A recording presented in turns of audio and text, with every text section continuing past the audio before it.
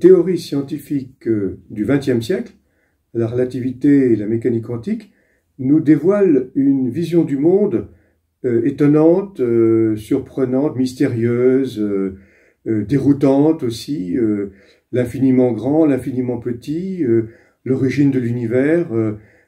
Toutes ces grandes questions se posent à nouveau. Qu'est-ce que le réel? Qu'est-ce que connaître? Voilà, on voit revenir ces questions, disons, métaphysiques. Et on comprend pourquoi certains, à travers cela, se posent la question de Dieu. Alors, il faudra voir effectivement de quel Dieu on parle.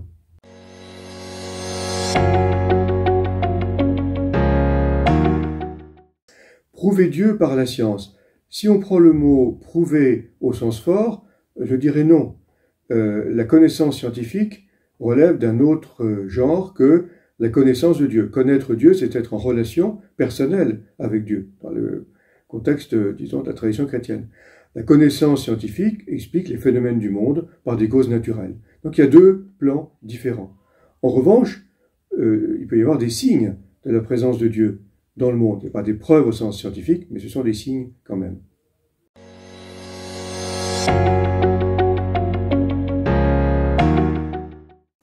Un dialogue entre science et foi est peut-être possible, mais à condition de respecter la différence des plans, et à condition de faire intervenir la philosophie.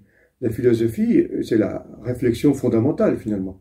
Qu'est-ce que connaître? Qu'est-ce que le réel? Bon, c'est des questions qui se posent à propos des sciences, et qui effectivement peuvent amener à des influences, des résonances d'ordre religieux. Il y a eu de fait dans l'histoire des sciences des résonances entre une vision religieuse et une vision scientifique, bien sûr. Mais encore une fois, l'importance de distinguer les plans. L'importance aussi de souligner que la science ne dit pas tout sur le monde. Nous avons besoin d'une pluralité de regards sur le monde pour pouvoir l'appréhender de manière correcte.